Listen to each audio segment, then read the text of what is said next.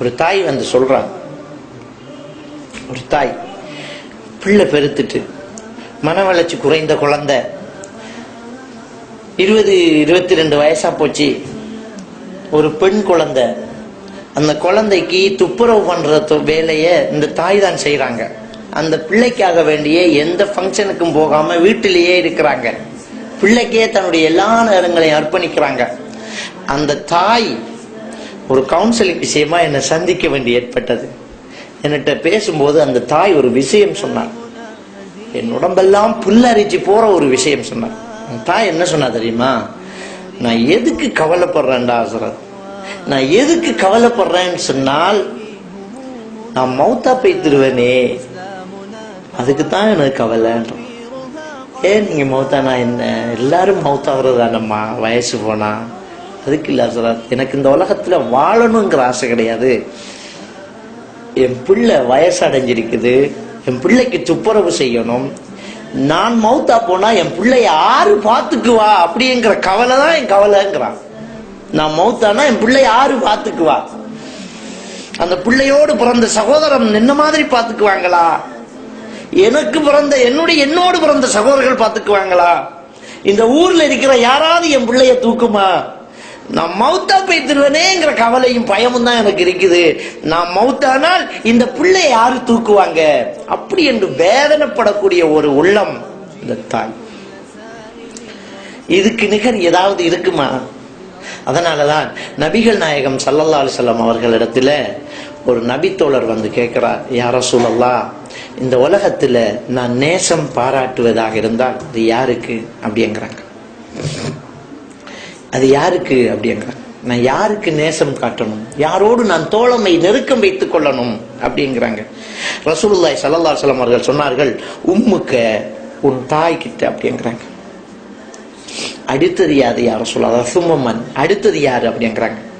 அதுவும் தாய் தான்றாங்க. அடுத்தது யாரு யார சொல்லலாம், மூணாவது யாரு, அதுவும் தாய் தான்றாங்க. அடுத்தது யாரு யார சொல்லலாம்னா தகப்பன்றாங்க. சுப்ஹானல்லாஹ், எவ்வளவு யதார்த்தமான ஒரு பேச்சு. வேற யாரு இருக்கா அந்த உலகத்துல? நம்ம விஷயத்துல தியாகம் செய்தது யாரு? நம்ம தாயை விட வேற யாரு இருக்கிறான்? சிந்திச்சு பாருங்க. நம்ம பிறக்கிறோம், ஆடு மாடுகள் எல்லாம் பிறந்தா தானா எழுந்து தாய்கிட்ட போய் தாய்ப்பால் குடிக்கும். ஆனா மனிதன் அப்படிப்பட்டவன் அல்ல. நம்ம பிறந்து இருப்போம், நம்ம தாய் கருணை வச்சா மட்டும்தான் நம்ம உசுர் பிழைக்கலாம். நம்ம தாய் தூக்கி அவ மார்பில் வச்சா மட்டும்தான் நாம உசுரோட இருக்கலாம்.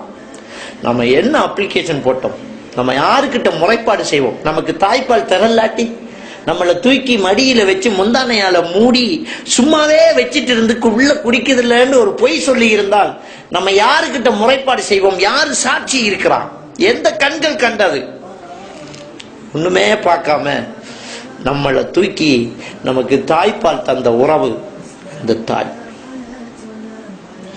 அதை சொல்லி கூட காட்ட மாட்டா, அதான் அந்த தாய்.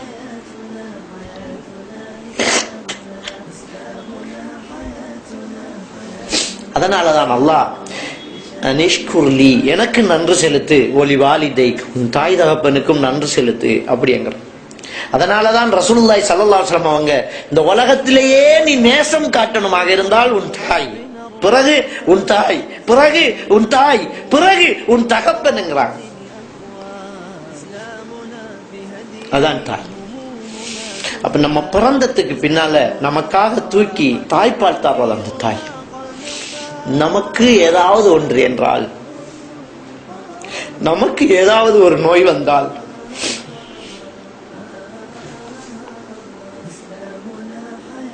சாப்பிடாமலே இருக்கிறது அந்த தாய், தூங்காம விழிச்சிருக்கிறது அந்த தாய்.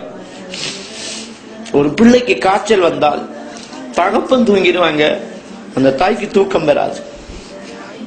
பிள்ளைக்கு காய்ச்சல், எல்லா பிள்ளைகளுக்கும் சாப்பாடு பங்கு வைப்பா, அந்த தாய் மட்டும் சாப்பிட மாட்டா. எப்படி சாப்பிடுறது, என் பிள்ளை சாப்பிடல அப்படிங்கிறதுக்காக சாப்பிடாமலே இருப்பா.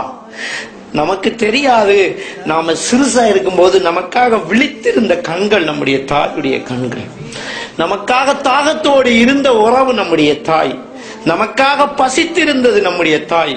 நமக்காக என்ன வேண்டுமென்றாலும் தியாகம் பண்ண தயாராக இருந்த ஒரே ஒரு உறவு நம்முடைய தாய். பிறந்ததுக்கு அப்புறம் பாருங்க, ஒரு பெண்ணு எப்படியெல்லாம் வாழ்ந்திருப்பா. யாரு சத்தம் போட்டாலும் தூக்கத்துல இருந்து எழுப்ப முடியாத பழக்கமுள்ள எத்தனையோ பெண்கள் இருப்பாங்க. என்ன சத்தம் போட்டாலும் எழுப்ப மாட்டாங்க, எழுப்ப முடியாது, அவாட்டுக்கு தூங்கிட்டு இருப்பா. ஆனா அவ ஒரு தாயானதுக்கு பின்னால அவ அந்த குழந்தைய வச்சுக்கிட்டு தூங்குறதே ஒரு வித்தியாசமா இருக்கும். எப்படி தூங்குவா தெரியுமா? அந்த குழந்தையில கையை வச்சுக்குவா, ஒரு கனெக்ஷன் கொடுத்துக்குவா. திரும்பி குழந்தையில அப்படியே கையை மெதுவா வச்சுக்குவாங்க. ஏன்? இந்த குழந்தை முழிச்சுக்கிட்டா எழுந்துடணும் அப்படிங்கிறதுக்காக. என்ன ஒரு பொட்டியில போட்டு பூட்டிட்டு பக்கத்துல படுத்து தூங்க மாட்டா தாயி, அப்படியே கையை வச்சுக்குவா.